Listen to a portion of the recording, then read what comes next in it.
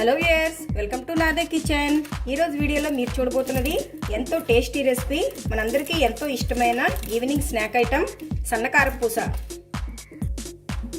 ఇది చాలా టేస్టీగా ఉంటుంది, ఇంకా తయారు చేయడం కూడా చాలా ఈజీ. మనం ఎంతో ఈజీగా ఈ సన్నకారపూసని అస్సలు ఆయిల్ పీల్చుకోకుండా కొన్ని టిప్స్ను పాటించడం ద్వారా మనం ఇది సన్నకారపూసని చాలా ఈజీగా తయారు చేసుకోవచ్చు. ఎక్కడ ఆయిల్ పీల్చదు కాబట్టి మనకి ఎన్ని తిన్నా ఎటువంటి ఇబ్బంది లేకుండా చాలా క్రంచీగా, చాలా సాఫ్ట్గా మనం వీటిని తయారు చేసుకోవచ్చు. మరి అది ఎలాగో ఈరోజు వీడియోలో చూసేద్దాం.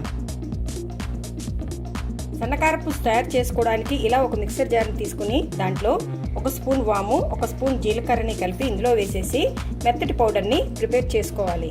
ఎందుకంటే మనం కారపూస ఒత్తేటప్పుడు ఈ చిన్న హోల్స్లోంచి అది అడ్డుగా ఉండిపోకుండా మనం మెత్తగా పౌడర్ని తయారు చేసుకోవాలి. మనకి ఇలా పౌడర్ రెడీ అయిపోయింది, కానీ దీన్ని కూడా ఒకసారి మనం జల్లించుకోవాలి. ఇలా మనకి పౌడరు ప్రిపేర్ అయిపోయింది. దీన్ని పక్కన పెట్టేసుకొని ఇలా హాఫ్ అన్ అవర్ పాటు నానబెట్టుకున్న సగ్గుబియ్యాన్ని తీసుకోవాలి. ఒక 2 స్పూన్స్ వరకు సగ్గుబియ్యం ఇవి పూర్తిగా మనకి నానిపోవాలి. ఇలా ఒక మిక్సర్ జార్ని తీసుకుని ఈ నానబెట్టిన సగ్గుబియ్యాన్ని ఇందులో యాడ్ చేసేసుకోవాలి. ఇప్పుడు దీన్ని మెత్తగా పేస్ట్ చేసుకోవాలి. మనకి పిండి ఇలా రెడీ అయిపోయింది, కానీ దీంట్లో కొంచెం సగ్గుబియ్యం పలుకుల్లా ఉండిపోయాయి. కాబట్టి మనం స్ట్రైనర్లో వేసి ఈ పేస్ట్ని తీసుకుందాం.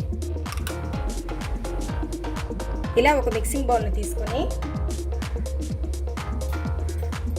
దాంట్లో ఇలాగా స్ట్రైనర్ని పెట్టేసుకోవాలి. ఇందులో మనం మిక్సీ చేసుకున్న ఈ పేస్ట్ ఇందులో వేసేద్దాం.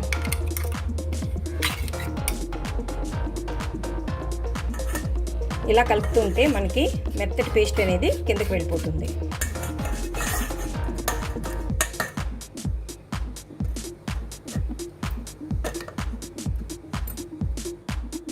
ఇలా మనకి ఈ సగ్గుబియ్యం పేస్ట్ అనేది రెడీ అయిపోయింది. ఈ పేస్ట్లోనే ఒక 1/2 kg వరకు శనగపిండి,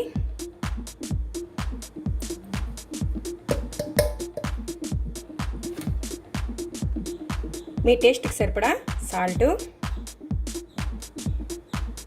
కారం, 2 స్పూన్స్ వరకు బియ్యపిండి,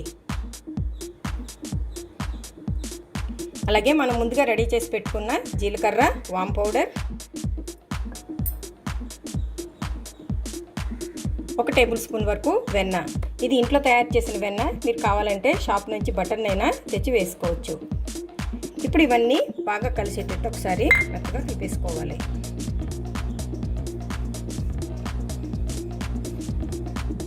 పిండి మనకి ఇలా రెడీ అయింది. ఇప్పుడు దీంట్లో కొద్దిగా వాటర్ పోసుకుంటాం. మనం జంతికల పిండి కంటే కొంచెం సాఫ్ట్గా దీన్ని ప్రిపేర్ చేసుకోవాలి.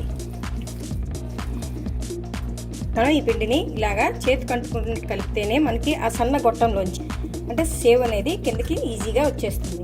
అందుకే మనం ఎప్పుడైతే మురుకుల పిండికి కలుపుకుంటామో దానికంటే కొంచెం సాఫ్ట్గా ఇలాగా అంటుకుంటున్నట్టు కలుపుకుంటే సరిపోతుంది. ఇలా పిండిని ప్రిపేర్ చేసుకున్న తర్వాత దీని మీద మూత పెట్టేసి ఒక 10 మినిట్స్ పాటు రెస్ట్ ఇచ్చేయాలి. కారపూసను ఫ్రై చేసుకోవడానికి డీప్ ఫ్రై కోసం ఇలా స్టవ్ మీద వెడల్పుగా ఉండే ఒక ప్యాన్ పెట్టుకొని దాంట్లో ఆయిల్ పోసి బాగా హీట్ ఎక్కనివ్వాలి. ఇలా మురుకులు గొట్టాన్ని తీసుకొని దాంట్లో ఈ సన్నకారపూస ప్లేట్ని ఇలాగా వేసేసుకోవాలి. ఇప్పుడు దీన్ని ఆయిల్తో గ్రీజ్ చేసేద్దాం. ఇలా ఆయిల్ రాసేస్తే మనకి పిండి అనేది ఈజీగా కిందకి వచ్చేస్తుంది.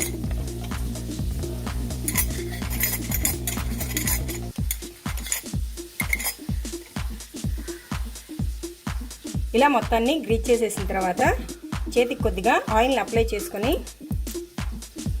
పిండి ముద్దను తీసుకొని దీంట్లో ఫుల్గా పెట్టేయాలి.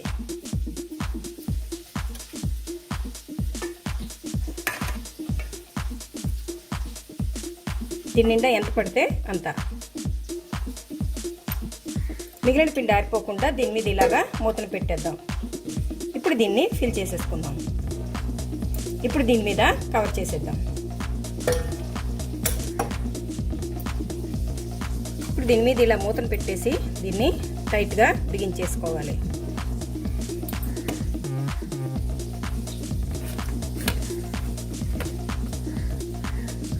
ఇప్పుడు దీంతో జంతికలాగా ఒత్తేసుకుందాం.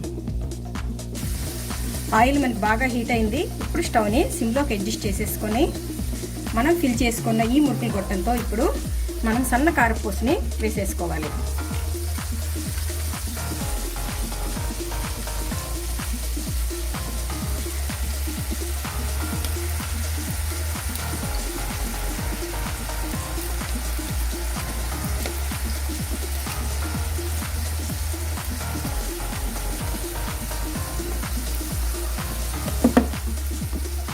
కొంచెం ఫ్రై అయిన తర్వాత దీన్ని రెండో వైపుకి టర్న్ చేసుకుందాం. ఇప్పుడు స్టవ్ని కొద్దిగా మీడియం ఫ్లేమ్లోకి అడ్జస్ట్ చేసేసుకుందాం. ఈ సన్నకారపూసని ఎప్పుడూ కూడా హై ఫ్లేమ్లో మాత్రం ఫ్రై చేయకూడదు. ఇప్పుడు ఇది కొద్దిగా ఫ్రై అయింది. రెండో వైపుకి టర్న్ చేసేసుకుందాం. ఇది చాలా త్వరగా ఫ్రై అయిపోతుంది.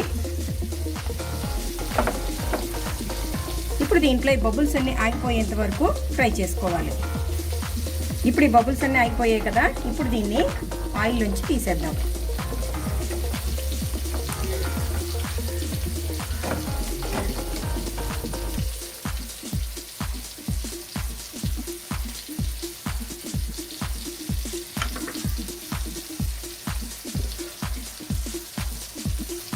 ఇలా దీన్ని ఆయిల్ నుంచి తీసి ప్లేట్లో పెట్టేసుకోవాలి.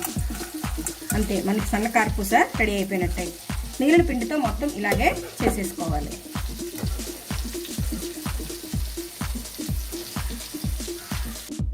అంతే, అన్నిటినీ ఇలా వేయించి ప్లేట్లో పెట్టుకుంటే మనకు సర్వ్ చేసుకోవడానికి ఎంతో రుచికరంగా ఉండే సన్న కారపూస రెడీ అయిపోతుంది.